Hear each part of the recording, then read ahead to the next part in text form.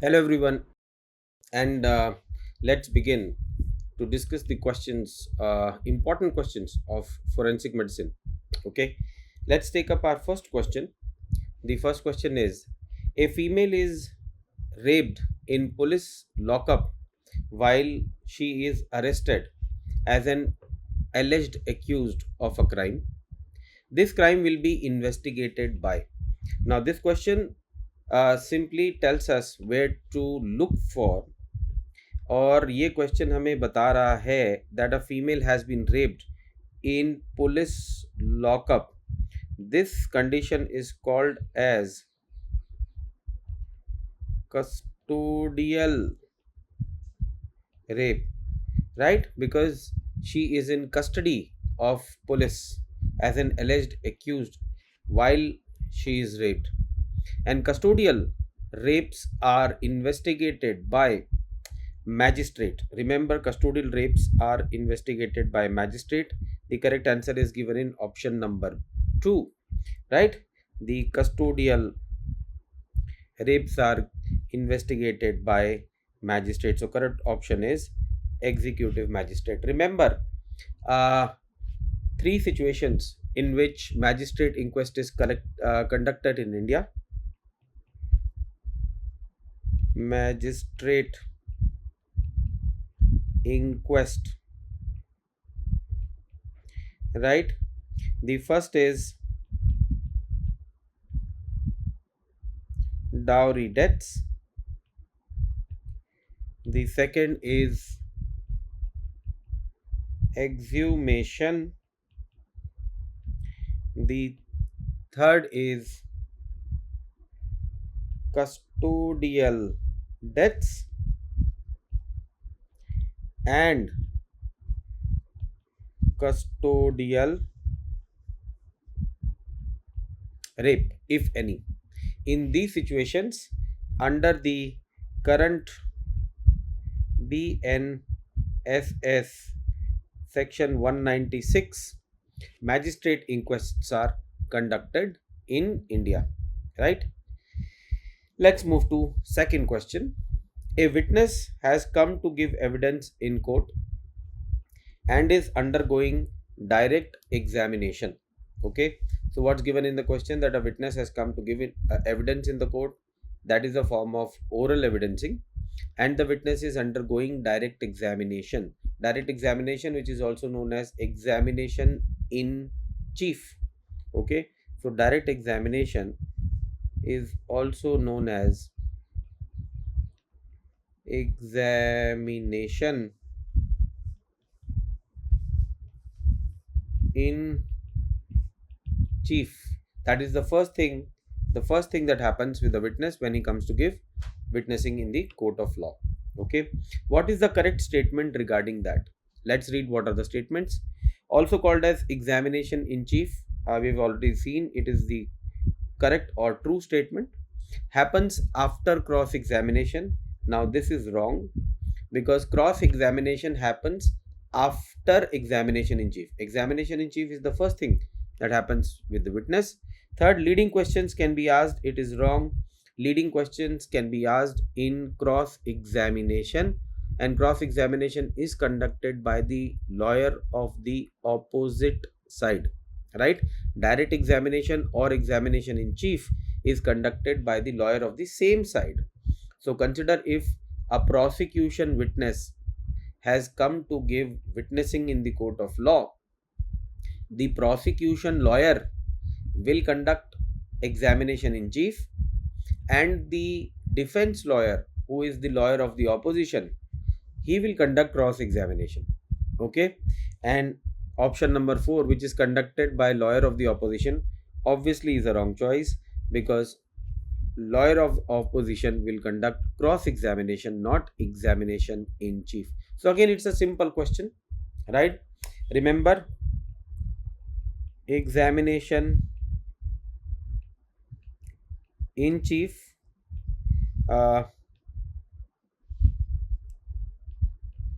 conducted by prosecution lawyer in case of prosecution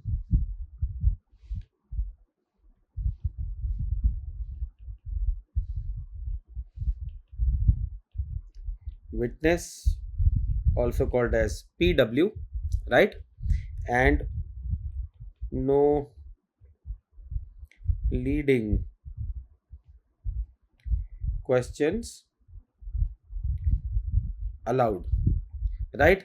Whereas in cross examination, it is conducted by defense lawyer in case of prosecution witness. So if the prosecution witness is there in the court of law to give witnessing, the opposition lawyer, that is defense lawyer, will conduct the cross examination after examination in chief is finished. And during this examination, leading questions are permitted. Okay, this is one aspect of you can say Indian legal system, or witnessing or evidencing in the court of law, which is asked again and again repeatedly in examination. So this is something जो हमारे दिमाग में बिल्कुल clear होना चाहिए, right? Let's see next question. In Gustafson's method used for determination of age, all the microscopic all are the microscopic criteria except, यानी कि गुस्ताफसन्स में जो क्राइटेरिया यूज होते हैं, many of them are microscopic, two of them are macroscopic. So in question it is asked which one is not a microscopic criteria. Okay, so let's see what are the criterias in Gustafson's first of all. So Gustafson's has 6 criterias. Number 1, attrition. Number 2, periodontosis. Attrition, periodontosis. Number 3, root resorption. Number 4, root transparency. Number 5,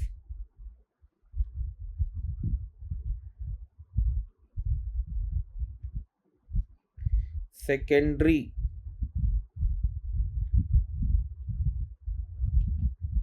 dentine deposition. So we have attrition, we have periodontosis. These two features are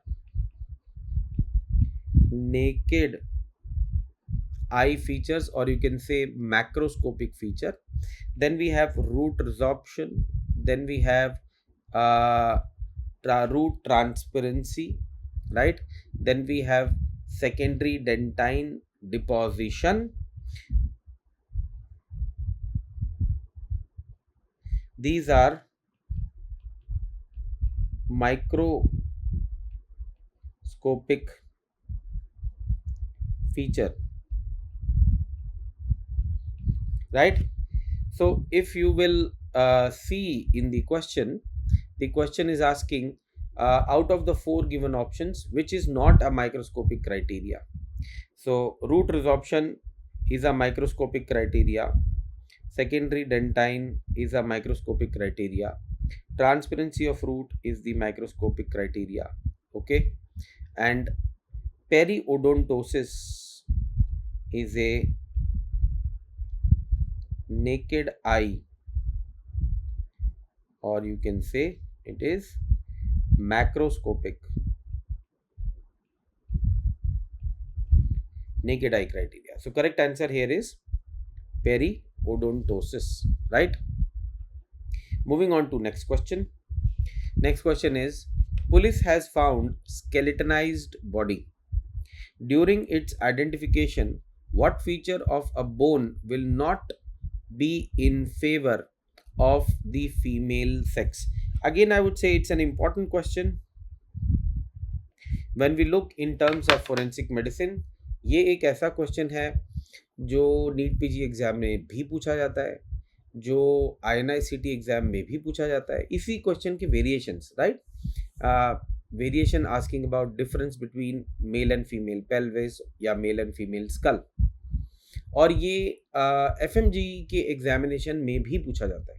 okay, so in context of examinations this question becomes very very important. Okay, so let's see what are the features which are to be known in male and female bones, which are important as far as pelvis and skull are concerned. So the पहला option अगर आप पढ़ोगे उसमें क्या है? presence of preauricular sulcus in pelvis. Now this is a constant feature of female pelvis. Okay, male pelvises may have representation of preauricular sulcus, but they may be seen in 4 to 10% of male pelvises, very infrequently. Female pelvises, they are present in 85 to 95% of female pelvises, so very constant feature of female pelvis. Second is squarish and low set orbits in skull. They are chiefly feature of male skull. They are chiefly features of male skull. Females tend to have oval shaped orbital sockets, and their setting also is high. It's not low. It's higher set in the skull with oval in shape. Third is prominent frontal eminences. Prominent frontal eminences seen in female skull, and small and triangular obturator foramen. This is also seen in female skull. So if we were to see that how are frontal eminences in male skull? In male skull, the frontal eminences are not prominent. You can remember this by remembering that probably this is the only thing in male skull which is not prominent as compared to a female skull. So otherwise अगर हम male और female skull का comparison देखेंगे, everything is more prominent in male skull, but frontal eminences are more prominent in female. Similarly, small and triangular obturator foramen is a feature of female pelvis. Male pelvis, they tend to be large and oval. So male pelvis में वो large भी होते हैं, and the shape is not triangular, it is oval. Okay, so there are approximately 6 to 7 differences between male and female pelvis जो हमारी learning में है. We have covered this in our previous tutorials also, and similarly 6 and 7 very important differences between male and female skull. Every student, whichever exam he is attempting, this is something that he should always remember. So ये table तो हमेशा भाई रट के ही जाना है. Okay, so correct answer हमारा क्या हुआ इस question में? Squarish and low set orbits, which are feature of male skull, not female skull. Okay, आगे चलते हैं. A female of 35 years of age, mother of 2, is proposed hysterectomy. She sits with her surgeon, who explains her the need to do surgery and potential benefits of it. He also addresses all her questions. Okay. After understanding everything, she consents for the operation. This is an example of. See, if you look at, if you break the question, if you look at all the different lines of the question, what is given to us? See, one thing which is given to us is the female is proposed hysterectomy. So hysterectomy, we understand, is a big surgery, correct? Hysterectomy is a big surgery.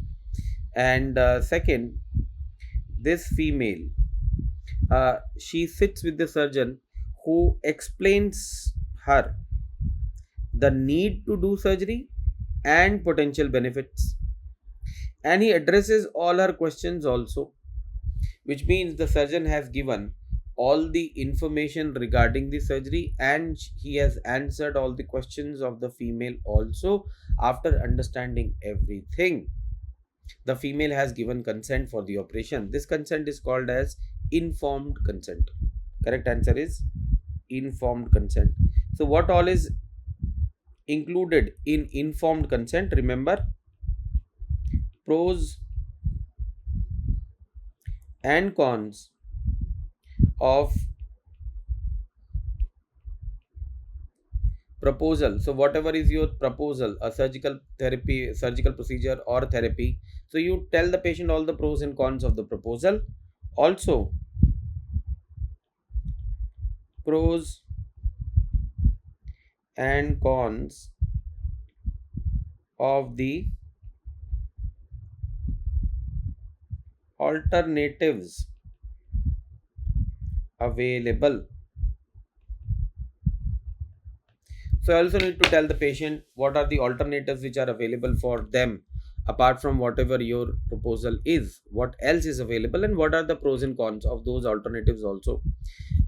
In the question, it can be explained by the line which says that he also addresses all her questions. So she might have asked everything related to the surgery or maybe whatever alternative apart from the surgery that she may have available. The surgeon has answered everything. After understanding everything, the female is supplied with complete information. Now she gives consent. This is called as generating informed consent. Okay.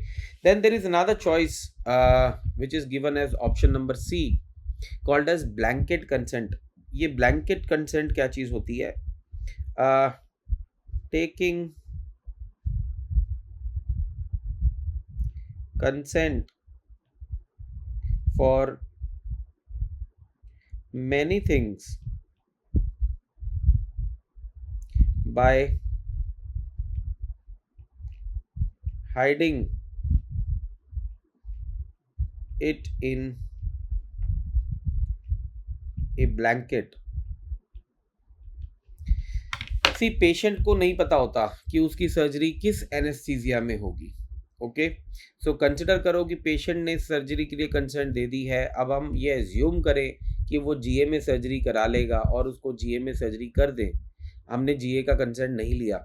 Now that's called as blanket consent. You know, putting a blanket over everything else, just generating the consent of one common consensus.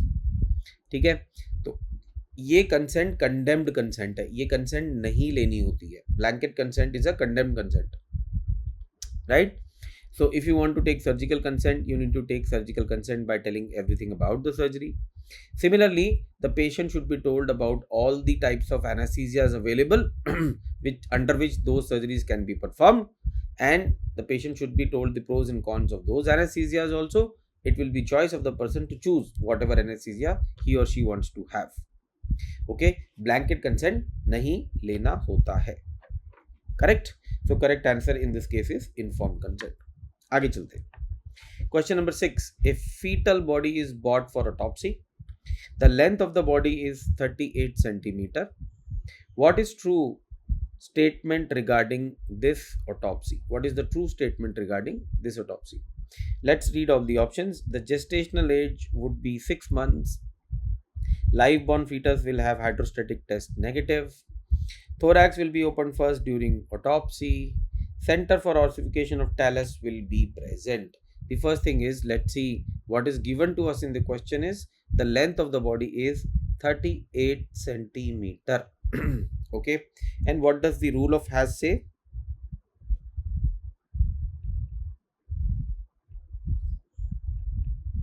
The rule of Has, what does it say? It says that length of fetus in first 5 months of pregnancy is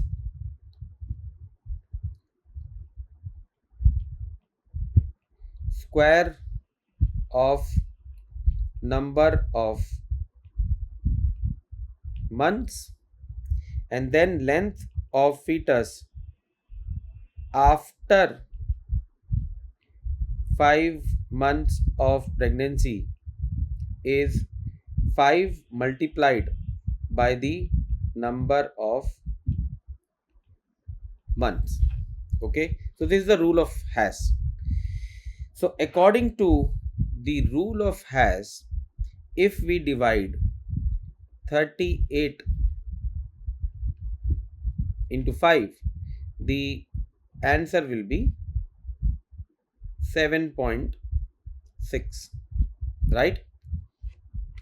The first question is the gestational age would be 6 months is wrong, because at 6 months the length of the fetus should be 6 into 5, which is 30 centimeter.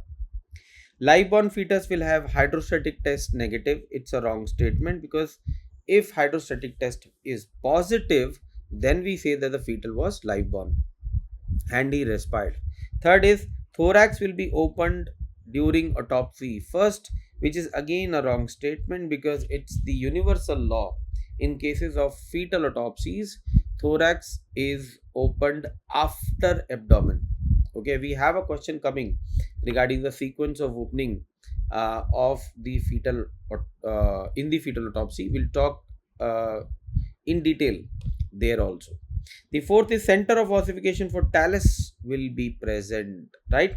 So if we talk about center of ossification,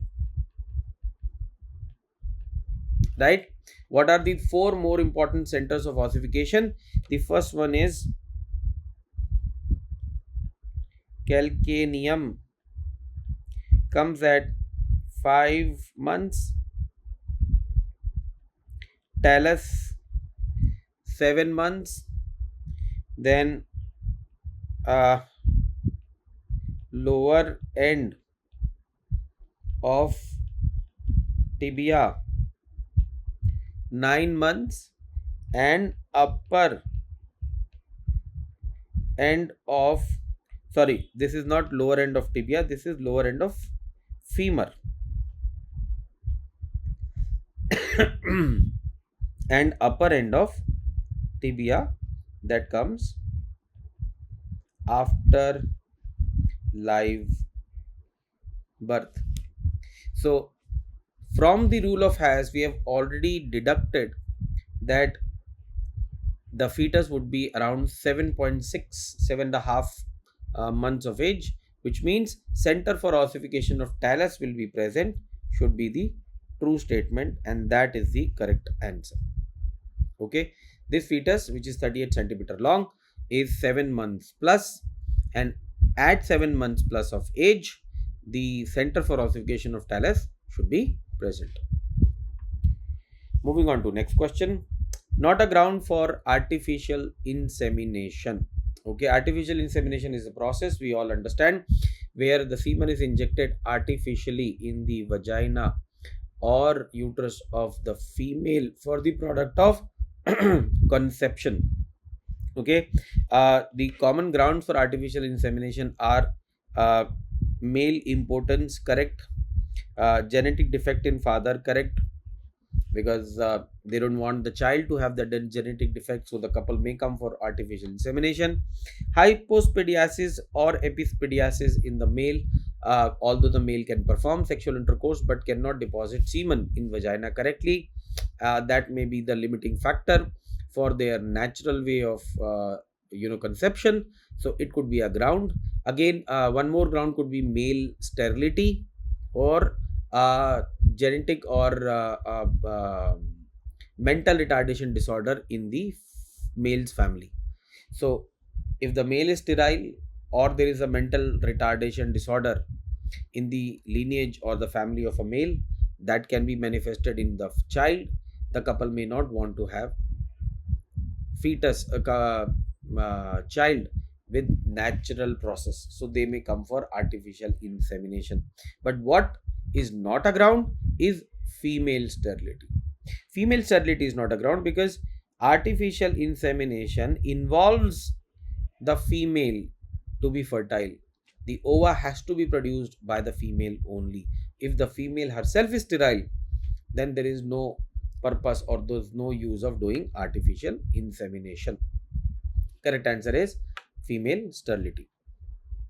Let's move further. At autopsy, finding of which skull fracture will highly suggest fall from height? The answer is hinge fracture, ring fracture, depressed fracture, diastatic fracture. We've already talked about this. Fall from height as the person lands on buttocks uh, or feet. The vertical transmission of force through spine, okay, landing on feet or buttocks, vertical transmission of force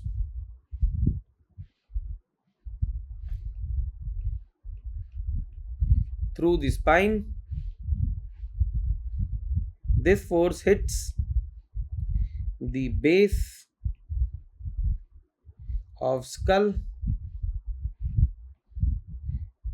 Fracture develops around foramen magnum. So fracture develops around foramen magnum, which is called as, that fracture is called as ring fracture. So this is called as ring fracture. How does it look like?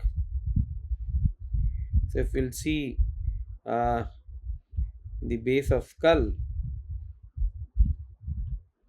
and we have the posterior cranial fossa in which there is foramen magnum, the fracture is like this around the foramen magnum.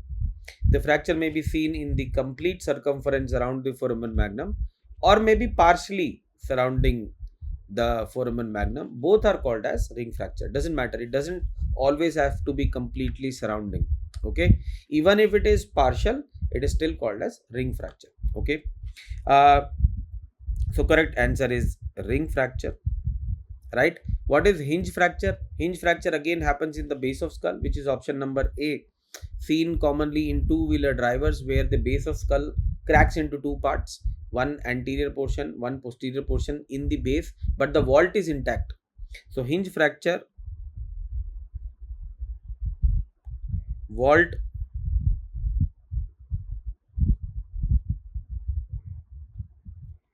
is intact, base cracked, ठीक है, and thus the base is hinging with the intact vault. That is why it is called as hinge fracture. Seen in two-wheeler drivers, also called as motor cyclist fracture. It is also called as motorcyclist fracture, right. Then depressed fracture is depression of ectocranium into the endocranium. This happens only with heavy blunt weapons having small striking area. The depression happens within the striking surface of the weapon, okay. So it is caused by heavy blunt weapon with small striking area, right, like a hammer. And diastatic fractures are fractures where sutures are separated. So skull bones are not cracked. When the junction between the skull bone, the sutures, they separate, they are called as diastatic fracture. So these are some examples of variety of skull fractures. आगे चलते हैं. Question number 9. You are examining a child aged 5 years. His mother says that he has fallen from bed. On examination, you find bruises on left arm, right thigh, and right side of chest. All are bruises of different color. What do you do next? So this question is typically speaking of a condition, अगर पढ़ के आपको समझ में नहीं आई, which is battering of the child. The child is being battered. This is called as battering of the child. Battered baby syndrome, also known as battered baby syndrome. And why it is called as battered baby syndrome? Because the babies are fragile. So when you batter them, not only the external injuries, they suffer a lot of internal injuries also. So even if you see external injuries, you should always check for presence of internal dangerous injuries in those children. Caffey was the person who systemized these injuries in battering in child. So it is also called as Caffey's syndrome. Remember, it is also called as Caffey's syndrome. It is also called as Caffey's syndrome. Okay. So the case is very simple. There is a child who has come with injuries which are of different healing stages. The bruises are of different color, means different healing stages के हैं वो. What do you do next? The first thing is you thoroughly examine the child completely for presence of any other injury, internal or external, present in the body which needs addressing. So let's see options क्या हमारे पास. Report to police, report to medical superintendent, do a complete medical examination of the child, or file a complaint in court against the child abuse. Correct answer is, as a doctor, the next thing that you need to do is do a complete medical examination. Okay, everything follows later. Next question. The sequence in which body of an infant should be opened during autopsy is normally when we talk about an adult autopsy, the sequence in which the body cavities may be opened, that depends upon maybe what are you expecting as cause of death, या फिर आपको obvious injuries किस cavity में दिख रही हैं. So the sequences may vary, but the general consensus is open the thorax first, followed by the abdomen, followed by the head, and followed by the neck. Right? Unless and until there is some specific issue, like we are considering that this could be a case of air embolism, we would like to open the head first before the thorax. Right? So there could be some variations, but the general is thorax, abdomen, head, and neck. Okay. But in children or in infants, the primary aim of the autopsy is not to establish cause of death. The primary aim of the autopsy is to establish whether it was a live birth or a dead born fetus. If it was a live birth, then we look for cause of death, because the fetus was born alive. Then we look for what happened that the fetus died. That's called as cause of death. But if it is already a dead born fetus, then we don't need to look for cause of death, because it was never a live born fetus. It was already dead inside the utero. Right? It was born as dead born fetus only. So पहले हमें क्या करना है, हमें ये देखना है कि लाइव बॉर्न फीटस था या लाइव बॉर्न फीटस नहीं था. राइट? उसके लिए ये बहुत ज़रूरी होता है कि हम एक सीक्वेंस में ये बॉडी कैविटीज खोलें. और ये जो करेक्ट सीक्वेंस है वो कौन सा है? The sequence is option number D. You open the head first to rule out any neuroendocrinal malformation. Okay.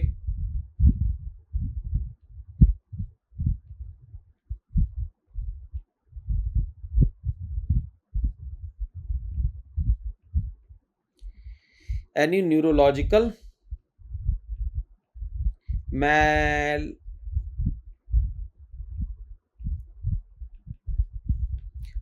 like anencephaly का केस है, because these are not compatible with life. इसका मतलब वो डेड बॉर्न फीटस ही होगा. तो पहले तो ये रूल आउट कर लेते हैं. अगर हेड में सब कुछ ठीक है तो हम क्या करेंगे, and there lies a catch. Now the second cavity that we open is not thorax in cases of child or infant, I should say. It is abdomen, and we open abdomen after head so that the intestine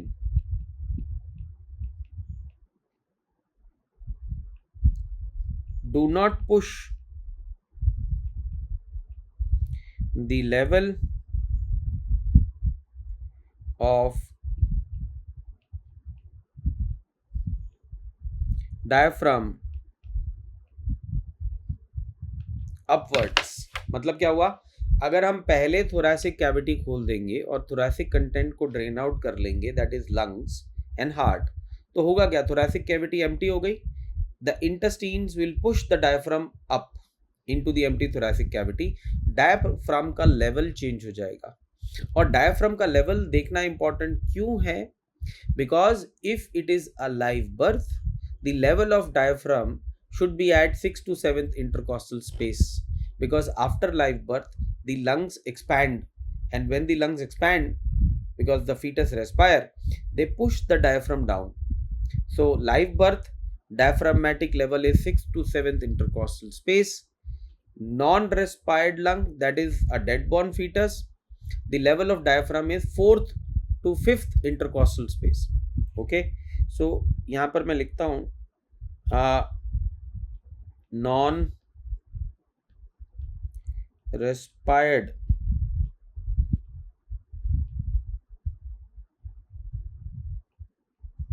lung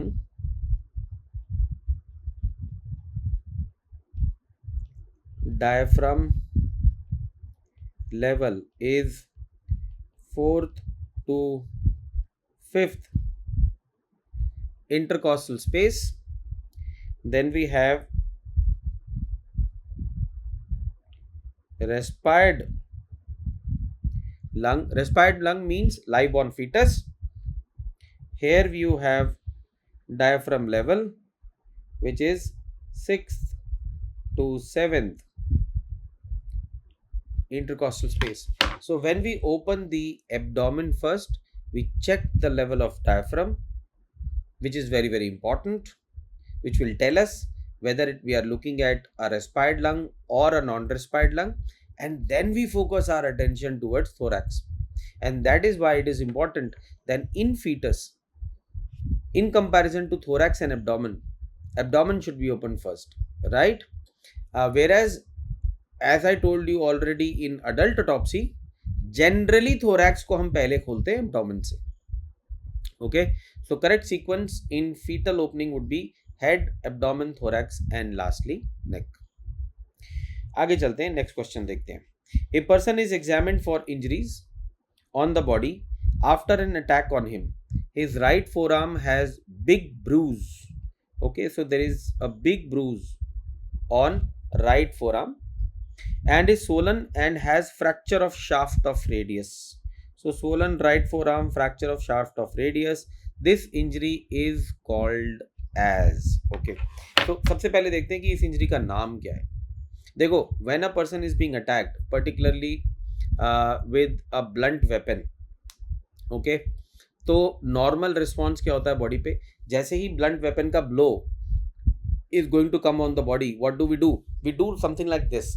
We extend our forearms forward, so extensor surfaces are forward, and we try to protect our face and chest, right? This is called as the defensive position of the body in response to an attack with a blunt weapon. This is the defensive position. So the blows are going to come and land on the forearm, है ना. तो जो blow है वो कहाँ पड़ेगा, forearm पे आकर के पड़ेगा. So whatever injuries are suffered on the extensor aspect of the forearm because they were drawn forward in the defensive position, these are called as defense injury. Okay. Now what if the weapon of attack is not a blunt weapon, it is rather a sharp weapon? तो जब कोई sharp weapon से हम attack करता है तो हम क्या करते हैं? Now our defensive reaction is not to extend the forearm forward, it is rather to extend the palm forward in an attempt to push the sharp weapon away. हम उस वेपन को पकड़ने की कोशिश करते हैं, उसे हटाने की कोशिश करते हैं. As a result, the defensive wounds will be cuts on the palms and fingers. ठीक है. तो depending upon weapon of attack कैसा है, या वो शार्प वेपन अटैक है तो डिफेंस इंजरीज कैसी हो सकती हैं? कट्स हो सकते हैं पाम्स एंड फिंगर्स पे. If it is a blunt weapon there could be fracture and bruising or lacerations of the forearm area of the body. These are called as defense wounds. Okay. Now in defense wounds को differently categorize भी कर सकते हैं. कैसे? They may be called as active defense wounds or they may be called as passive defense wounds. Active defense wounds क्या हुए? Sharp weapon वाले हुए जहां पर हम उसे पकड़ने की कोशिश कर रहे थे, हम एक्टिवली वेपन को ग्रैब करने की कोशिश कर रहे हैं. और पैसिव डिफेंस वुंड क्या हुआ? ब्लंट वेपन वाली जहां पर हम डिफेंसिव पोजीशन में आ गए थे and blunt weapon were following on the four arm. Okay. So if you will see what do we see here is when we say defense wounds,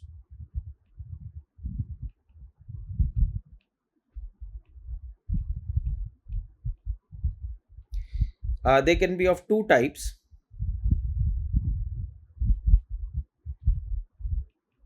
Depending upon what is the weapon of attack. Weapon of attack is blunt weapon or sharp weapon. If the weapon of attack is blunt weapon, the defense wounds are bruises, lacerations with fracture of forearm bones, right? If the weapon of attack is a sharp weapon, we tends to have cuts in palm and fingers, right? These are called as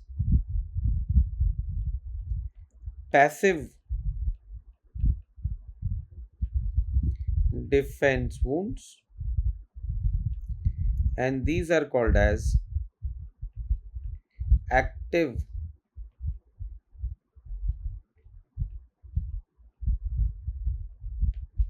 defense wounds. Okay.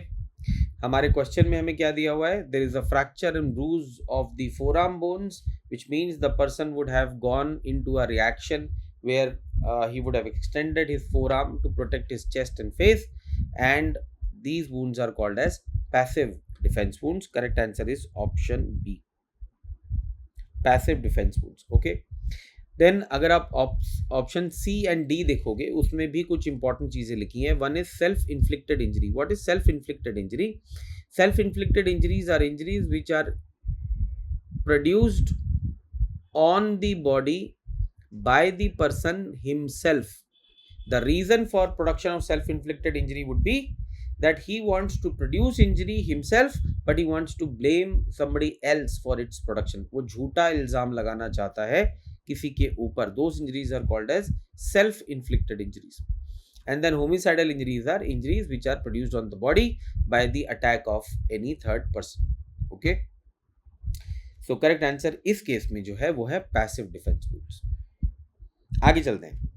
At autopsy, if a firearm wound is seen as a circular small hole with blackening and tattooing around it, the distance from which the bullet would have been shot at him would be. Okay. क्या लिखा हुआ है? A firearm wound is seen as a circular small hole with blackening and tattooing around it. Okay, so अगर हम ये देखें तो हमें क्या information दे रहा है question, that there is a small hole and there is tattooing around it. Remember, the tattooing is due to unburnt or partially burnt gunpowder particles,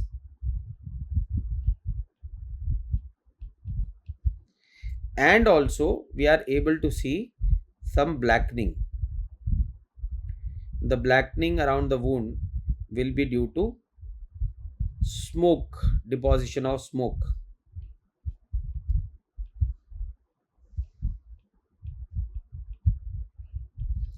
Okay, the distance from which the bullet would have been shot at him would be, so blackening and tattooing अगर present है, so किस distance से bullet को shoot किया गया होगा.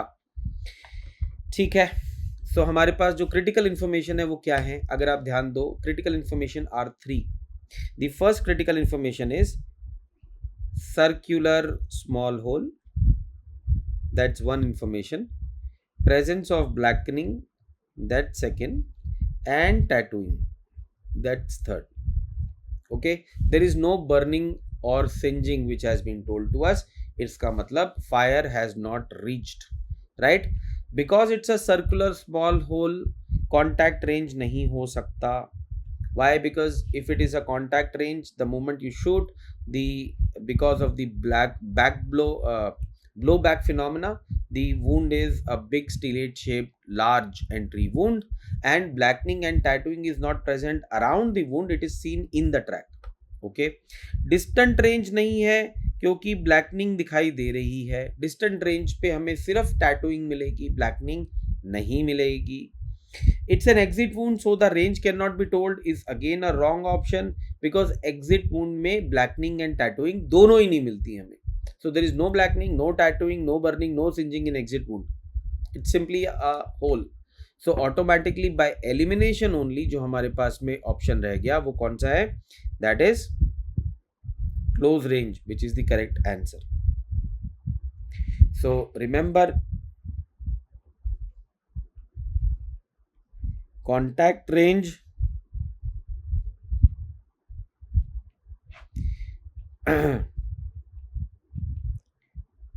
bigger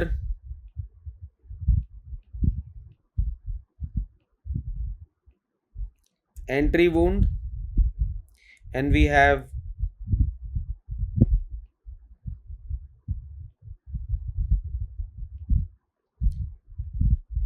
blackening, burning and tattooing. So BLBUNTA, blackening, burning and tattooing in the track. Okay, then we have close range,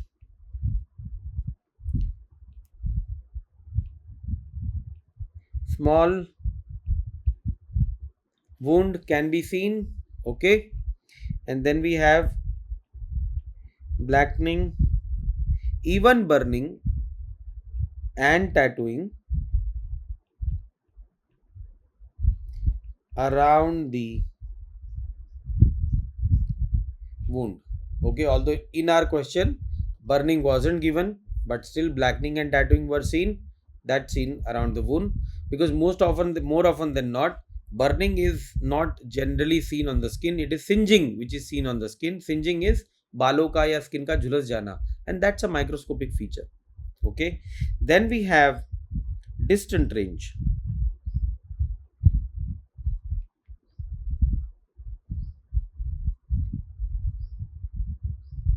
And before distant range we have intermediate range, right?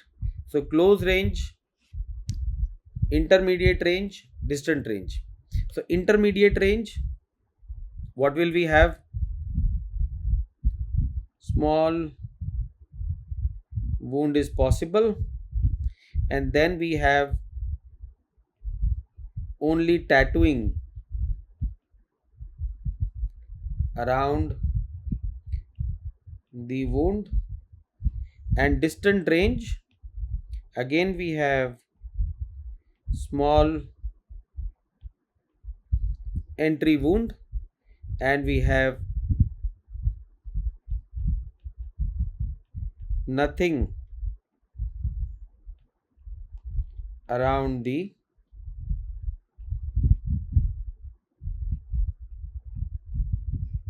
entry wound.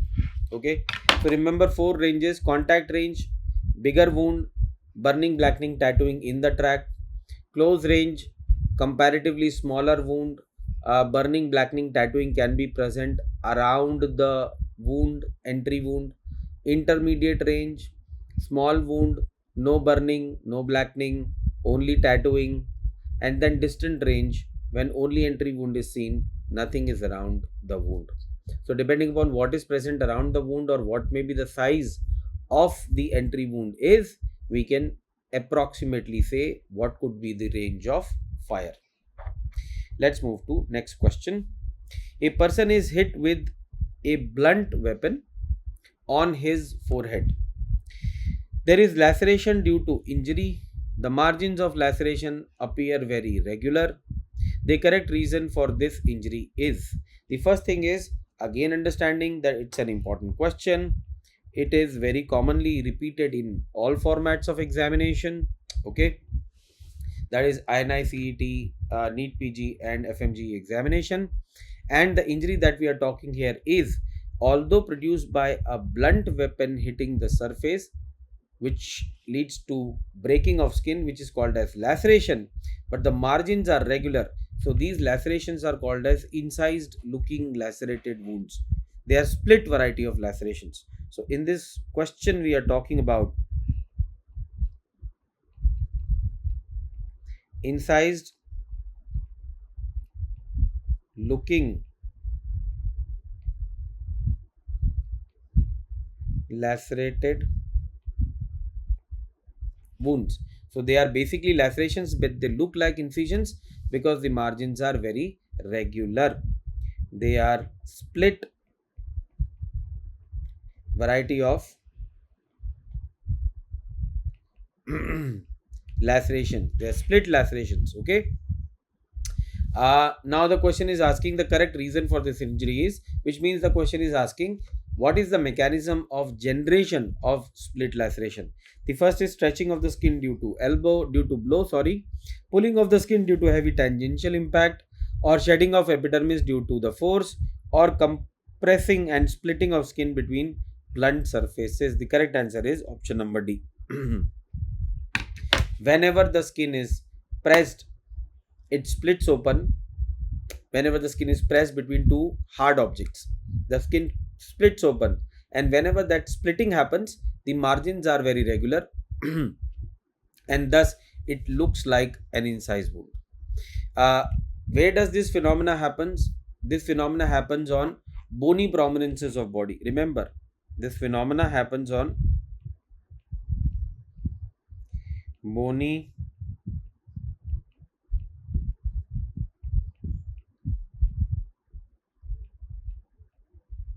body, or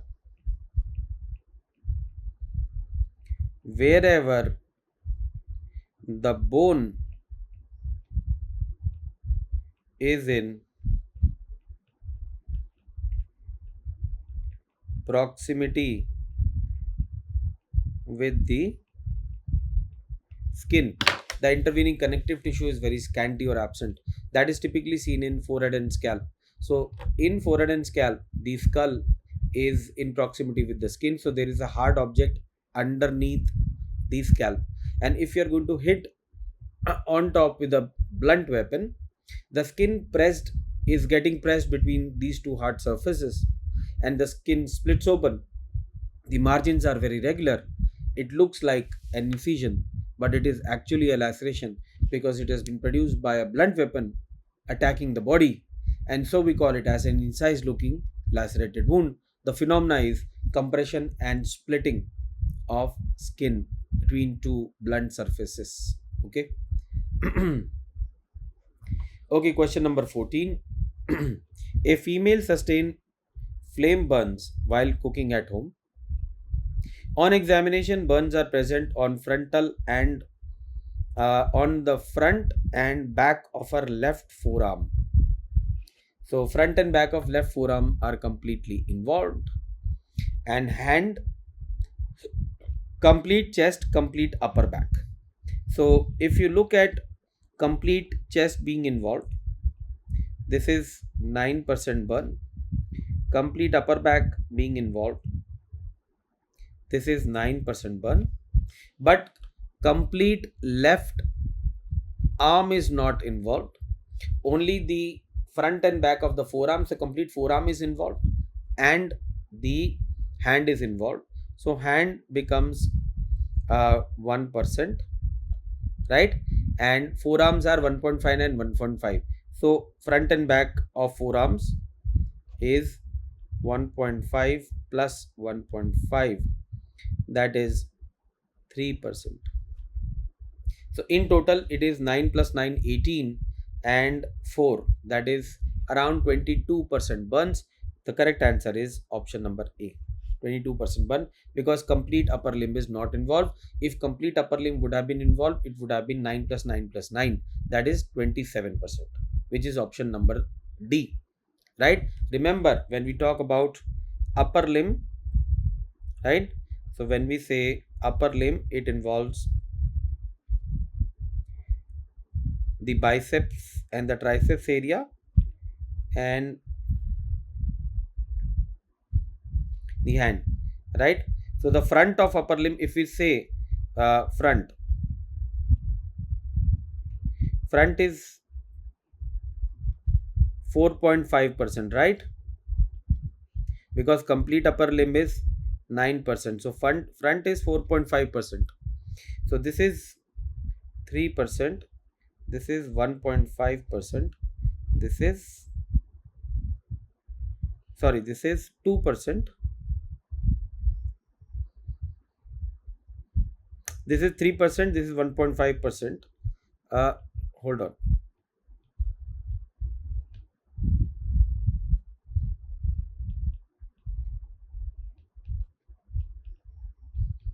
Okay, so that makes it 4.5%, right? And the back is 4.5%, so that becomes 9%.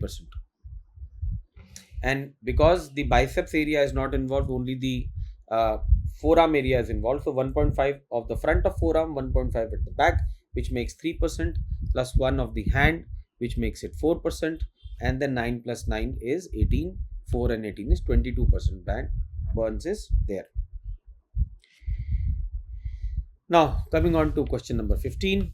An old white stain is analyzed on the undergarment of a victim of sexual assault. Upon its microscopic visualization, yellow translucent crystals are seen. These are crystals of. So, in this question, we are already given that a stain is present on the undergarment of the victim of sexual assault. So, in most probability, this would be a seminal stain. Okay. So, reading this question should give you an idea. This could be a seminal stain, and later on it is said that this upon microscopy, because this stain is made into a smear and then some chemicals are added to it and microscopic visualization is done, and what do you see is yellow translucent crystals. These yellow translucent crystals are seen in cases of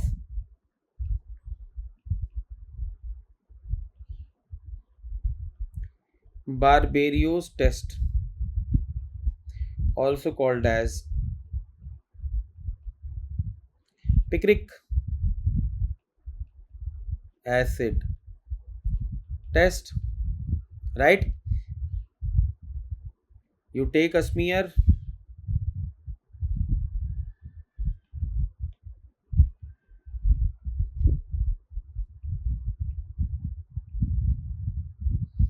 of alleged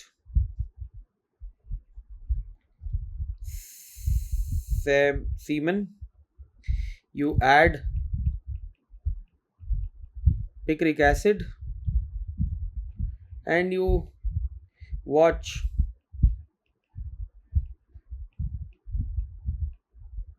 under microscope. What do you see? In microscope you see these kind of needle shaped crystals,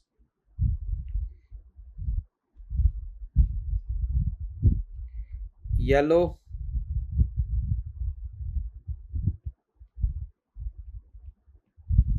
translucent, needle shaped crystals. And these yellow translucent needle shaped crystals are crystals of, hold on,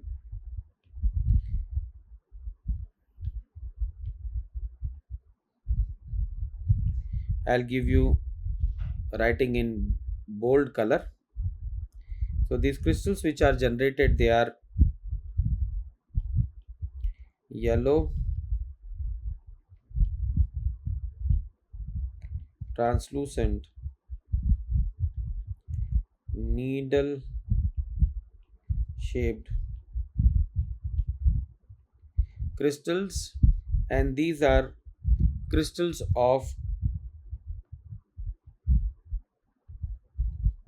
spermin picrate. They are called as spermin picrate crystals, and so correct answer is spermin picrate. Okay.